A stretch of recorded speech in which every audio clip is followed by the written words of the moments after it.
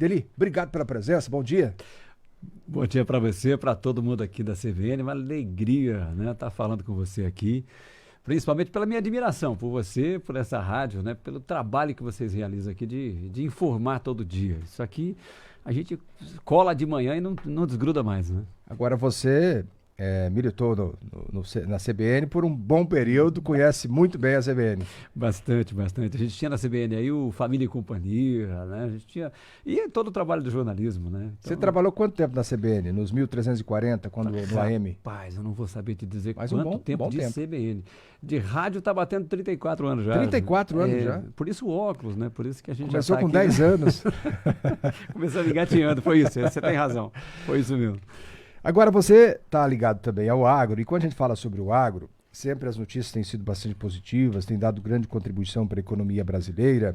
Embora no ano passado, inclusive o próprio balanço apresentado, o PIB do Paraná, o agro teve uma queda, segundo o IPARD, de 9,5%, estiagem, crise hídrica. Como que está o agro? Ele está caminhando a passos mais lentos agora ou não? Olha, respeitadíssimo no mundo inteiro, né? A gente tem terra, a gente tem clima, a gente tem mão de obra, né, qualificada, o nosso produtor rural cada vez mais habilitado, né? Você vê pelo show rural, né? Você vê quando você conversa com o produtor rural, sabe tudo a respeito de melhor produtividade, de aumentar, né, o potencial das suas áreas de terra. Então o agro tem ido muito bem. Olha, quando a gente olha para a carne, por exemplo, a gente importava a carne há algum tempo, autossuficientes, né? Trigo agora a gente já está quase batendo lá, a gente já quase é autossuficiente também com produção de trigo. Então, da porteira para dentro, Zé, não falta nada não. O produtor rural tem feito muito bem o trabalho dele, né? Já com relação à porteira para fora, ali o produtor começa a ter algumas dificuldades, começa a ter alguns problemas, né? E essas relações internacionais acabam afetando lá dentro.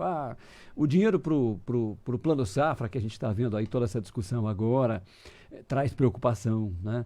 O valor dos nossos produtos lá fora, o valor do fertilizante agora com a guerra, né? Então tudo isso traz preocupação para o produtor rural. Mas olha, eu não tenho visto nada mais preocupante do que o relacionamento dele com instituições financeiras, naquele momento de buscar esse financiamento, de renegociar suas dívidas. Ali eu estou sentindo um problema bastante grave e um desequilíbrio. Para o nosso ouvinte aqui, CBN, ter uma ideia, o Brasil vai bater R$ 1 trilhão em endividamento rural. Vai bater, estamos muito próximos disso. R$ 1 trilhão é muita grana. Dívida, é muita dívida. E aí você percebe que a coisa realmente está desequilibrada, que tem um problema aí. Produzindo como produz. É a maior dívida da história? É muito Dá alto. para segurar isso? É muito alto. É um recorte, R$ 1 trilhão em endividamento. E a gente percebe que na hora quando a gente entra para dentro desses contratos, que a gente vai ver o que foi que gerou esse dinheiro todo, a gente começa a perceber que ali há realmente dificuldades nessas negociações, né? Quando ele senta para renegociar suas dívidas, quando ele senta para buscar uma prorrogação dos seus contratos, ele acaba arcando com juros, com multas e com uma série de situações que acabam prejudicando aí a sustentabilidade dessa propriedade. Agora, em linhas gerais, o governo federal tem sido parceiro do agro. A ministra tem ajudado bastante. Não dá para reclamar. A gente não tem ouvido os agricultores, os produtores reclamarem. A gente tinha um grave problema com insegurança no campo, né? Não saber se hoje eu estou aqui ou se vão invadir, enfim, toda uma política, né, voltada para invasões de terras, enfim, a gente viu aí grupos armados, né, crescendo, se fortalecendo, que a gente não tem visto nesse último governo, né? Sem contar com esse apoio total lá dentro do governo, né, para o agronegócio, certo? É claro, né? Quando a gente olha para o Paulo Guedes, a gente vê que o Paulo Guedes tem um pezinho ali na defesa também da Febraban, tem ali um pezinho na defesa dos bancos, e aí, é claro, um jogo ali de negociação, um jogo de muita discussão, né? Para que esse relacionamento fique mais equilibrado, né? O que a gente está precisando hoje, e é importante demais essa abertura de espaço aqui, é equilibrar o jogo, é equilibrar esse jogo. É muito injusto quando você olha para um produtor rural, né? Esse produtor que está nos ouvindo aí agora, que não desgruda da CBN, porque é um cara que também está buscando muita informação, mas alguém que entende tudo de terra, entende tudo de semente, de boi, de porco, de peixe, de fruta. Esse cara sabe tudo da profissão dele. Mas quando ele senta dentro de uma instituição financeira para buscar um financiamento ou para renegociar suas dívidas, ele está lidando com gente que entende de tudo de legislação, de negociações complexas, né? Então o jogo fica desequilibrado. E daí a falta de informação desse produtor acaba fazendo com que ele assine o que não deveria assinar, assuma dívidas que nem é dele, né? E não reclame disso. Por quê? Porque na safra que vem, vai que eu fico sem crédito, né? Não posso brigar com o meu gerente, né? Vai que eu vou ficar sem crédito na próxima safra. Tem essa relação doentia aqui também. O produtor rural, como que um refém de um sistema, né? E não briga e não busca os seus direitos, justamente por medo de entrar para uma lista negra e de não conseguir crédito para a próxima safra. Alguns ouvintes interagindo aqui conosco, o Augusto, muito obrigado. O Júlio disse o seguinte: o Ideli, que saudade do Ideli na CBN, ele tem a cara da CBN, você tem a cara da CBN, hein? Tem que vir para a CBN, voltar para a CBN. Quem mais aqui? O Cláudio Luiz também participando. O Jorge Deria, o Jorge diz o seguinte: você e o jornalista aí no estúdio tem praticamente a mesma idade, 39 anos, é isso? Ele fez referência à nossa brincadeira ali no início. Uns 39, um pouquinho mais, né, Ideli? Errou ali, 35 na verdade. Né? Isso aí. E tem uma pergunta aqui do ouvinte. Diante desse cenário que assusta, quem que perguntou aqui? Vamos ver. O Valmir. Tem produtores perdendo terra ou não chega para tanto? Pode acontecer isso? Às vezes a pessoa vende para pagar a conta, ou pode perder a terra também. Tem muita gente perdendo terra, mas tem muita gente perdendo terra. Não é brincadeira não, né? Porque não pagou a dívida, o jogo é duro, o jogo é bruto, né? Muitas vezes o produtor não conhece as regras desse jogo e este é o grande problema. Ele entra em campo para disputar uma partida onde ele não conhece as regras e aí é um problema sério. Mas o jogo é pesadão, o jogo é duro, né? E ainda ele coloca a terra dele em garantia e não paga a sua conta, tem uma quebra de safra, essa dívida fica impagável, vira uma grande bola de neve e quando ele percebe, tá um oficial de justiça na porta da fazenda, né? E a partir deste momento ele tem 15 dias, né? O oficial chegou, ele tem 15 dias, ou paga a conta, né? Ou paga a conta com dinheiro, com produção, com produto, entrega, ou ele tem que pagar a conta com a propriedade. E essa propriedade rapidamente vai ali para um leilão, né? Porque o banco também não quer saber de terra. O negócio é vender isso rapidamente para fazer dinheiro, né? E é isso que tem acontecido. A gente tem visto muitas propriedades de família, né? Que tem história lá. Eu falo sempre, o produtor rural está lá numa terra em que não está só o suor dele ali, né? Muitas vezes está o suor do bisavô, do avô, do pai, né? E ele tem ali o sonho de entregar essa propriedade para os filhos. Eu, quando fui trabalhar com agro, não fui trabalhar com agro para falar de dívida, para falar de grana. Meu negócio é família, meu negócio é trabalhar com relacionamentos familiares. O relacionamento do casal, o relacionamento do pai com os filhos, a harmonia nessa propriedade rural. E houve essa abertura para que eu trabalhasse lá, justamente porque quando acontece uma separação, acontece um divórcio lá nessa família, se a mulher sai com os filhos, o cara fica sozinho, já desencabeça ali, já vira uma bagunça, perde aquilo tudo ali, a coisa não anda. Se ele sai, deixa a mulher com as crianças pequenas, como é que vai tocar uma propriedade? Então a minha briga era essa. Só que quando eu fui ver o porquê das brigas, não é diferente das brigas aqui da cidade não, viu? Quem está me acompanhando aí. Quando falta o dinheiro, meu irmão, quando chega a dívida, o produtor rural não dorme, o produtor rural não come. A gente está falando de pessoas que têm ali tradicionalmente, na cultura, né, uma luta para preservar o nome. Tem honra, tem a coisa do fio de bigode ainda vale lá na roça, né? E aí ficar devendo para eles é o fim do mundo. Ninguém conta para ninguém. Você não sabe de produtor rural endividado porque um não conta para o outro. Fica todo mundo ali meio escondidinho, né? E aí a gente não sabe do tamanho do problema. A gente sabe porque está na lida, a gente está trabalhando com isso e está vendo esse R$1 trilhão aí. Mas em geral as pessoas acabam não sabendo disso. Não sabe porque não contam, porque não falam e nem buscam ajuda também. Né? O Luiz faz aqui uma pergunta, o Luiz aqui de Cascavel, e esses endividados, a maior parte é produtor médio, produtor pequeno ou grande produtor? Tem mais ou menos dados nesse sentido? É geral, viu? É parelho o negócio ali. É parelho, né? Os pequenos, bem pequenos, ainda tem um Proagro, tem ali um programa de assistência do governo que chega, que fica no zero mata zero, tá? Apesar do Estatuto da Terra, né? É dizer lá que um produtor rural tem que ter pelo menos 30% de lucro na sua propriedade. Quando a gente fala de agronegócio, é bom que as pessoas entendam, é um setor essencial, né? Para a economia de um país, para a nossa vida. Se a roça não planta, a cidade não janta, que vira uma grande bagunça.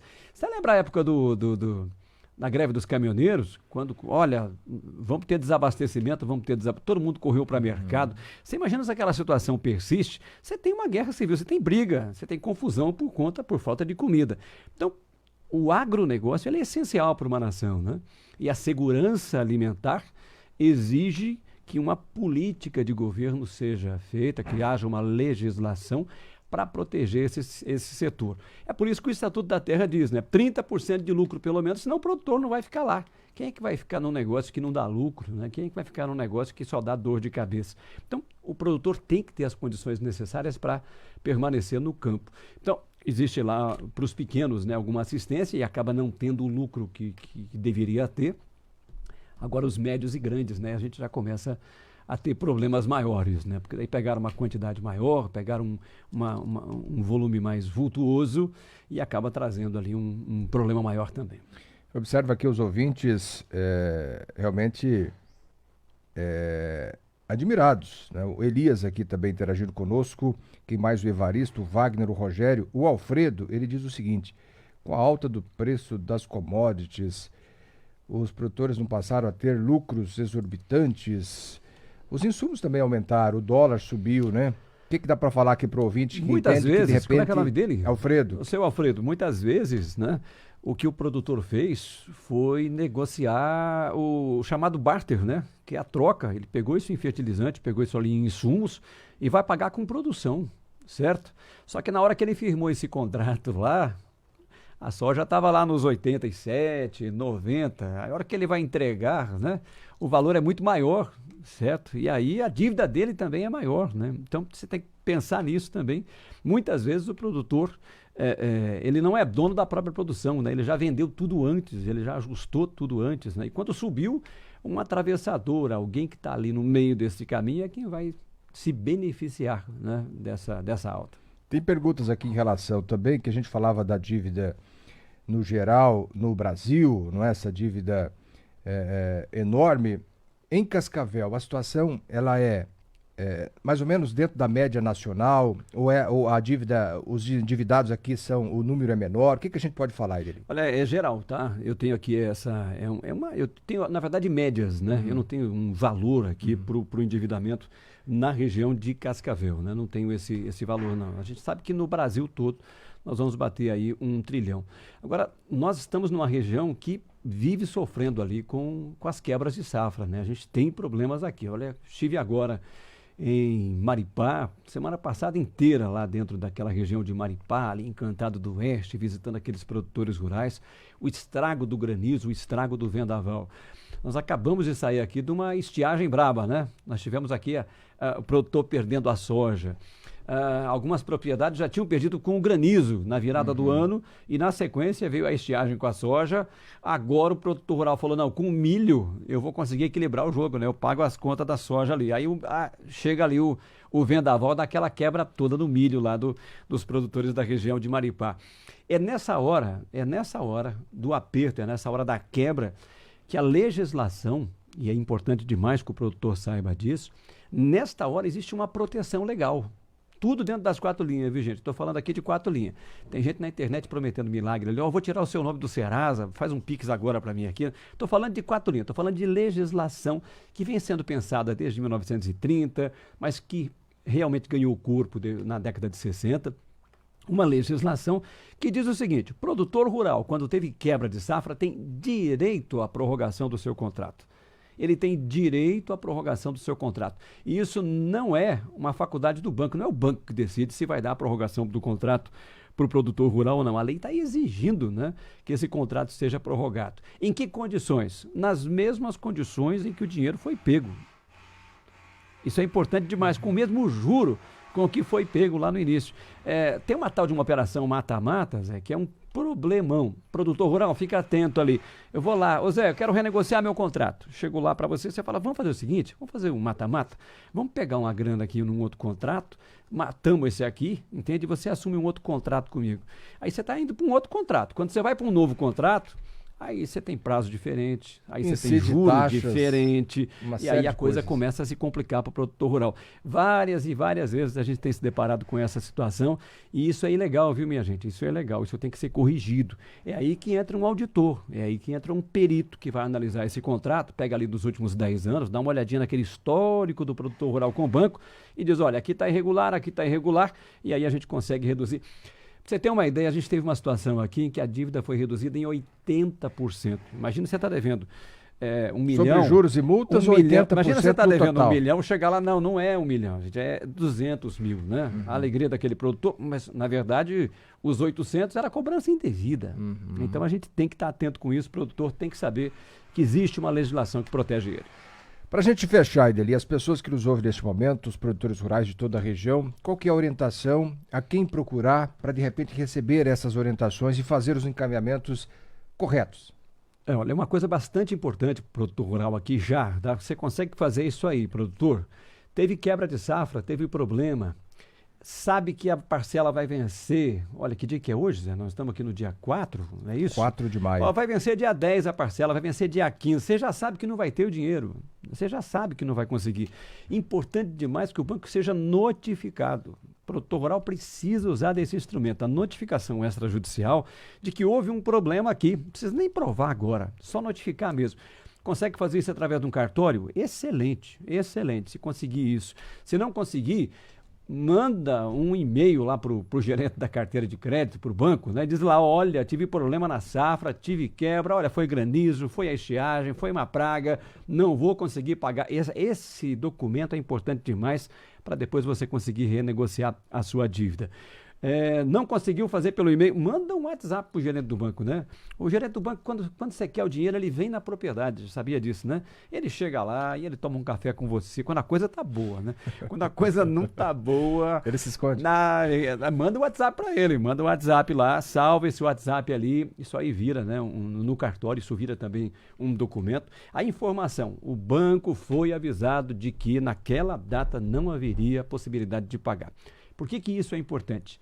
Porque mesmo com a dívida vencida, com uma notificação extrajudicial, ele não pode ficar inadimplente. Uhum. Ele avisou o banco. Então, essa inadimplência do produtor rural ela é fundamental para a busca de novos créditos depois, para conseguir financiar a sua propriedade, né? Até porque ele precisa pagar suas contas. E como é que o produtor paga a conta? Fazendo aquilo que ele sabe fazer, que é produzir, né? Nós temos uma máxima ali no nosso trabalho, estamos com uma estrutura gigantesca para atender o produtor rural e tem uma máxima ali com toda a equipe, é que dívida rural se paga com produção, nunca com a propriedade, Dívida rural se paga com produção. Produtor, a lei diz isso, que você tem que pagar suas dívidas e paga com o suor do teu trabalho, com esse boi, com esse porco, com esse frango, com esse peixe, com esse milho, com essa soja. Nunca com a propriedade, porque quando você tira a propriedade do produtor rural, você tirou todas as possibilidades dele de quitar essa dívida e muitas vezes, mesmo com a propriedade indo a leilão, com o dinheiro que foi do arremate dessa propriedade, ele não consegue ainda quitar, ele sai da propriedade e ainda fica com o nome sujo, que é uma grande injustiça, né? Então, dívida rural se paga com produção, nunca com a propriedade. O Leandro faz aqui uma pergunta, vamos colocar a última pergunta aqui para o Ideli. Tem havido casos de depressão no campo em razão disso, já que dívida judia das pessoas tem acontecido? Tem histórico disso também? Como eu dizia, aqui a gente está lidando com pessoas, né, que ainda têm a honra, a maioria, né, conservadora, cristã, o cara que quer criar família, o cara que está ali lutando para honrar o nome do bisavô, do tataravô, enfim, que tem uma história dentro do campo. Quando surge ali o problema, esse produtor, por não conseguir desabafar isso nem dentro de casa, né, ou não buscar essa ajuda, ele entra em depressão, sim. Ele fica sem dormir, ele fica sem comer. O produtor, na sua grande maioria, é honesto, quer pagar suas contas. E Mas a gente já teve casos aqui de atender um produtor com marca de corda no pescoço, né? Então, aquela Cruel. é o grande problema. É um grande problema. É por isso que esse desequilíbrio incomoda tanto. É por isso que esse tipo de situação incomoda tanto. A dívida, ela desestrutura a família, e essa é a minha primeira preocupação, né? E aí, mexe com a cabeça desse cidadão, está precisando de ajuda, está precisando de apoio. E eu fico à disposição até, você tem meu contato aí, o pessoal precisando trocar uma ideia, conversar um pouquinho. Tem um endereço algumas eletrônico, indicações. um site, Eu vou alguém deixar que... o WhatsApp aqui está O mais WhatsApp fácil. pode O ser, WhatsApp que é é mais, prático. mais fácil para o produtor rural. Caso alguém queira mais informações. Eu estou aqui, você que sobre está aqui na endividamento. região, o DDD é 45. O telefone é o 999906784. 45 é o DDD, 999906784. Ou fala com o pessoal da CBN aqui, que esse pessoal já me conhece, fala comigo todo dia. Com certeza. Ideli Tapia, muito obrigado pela presença.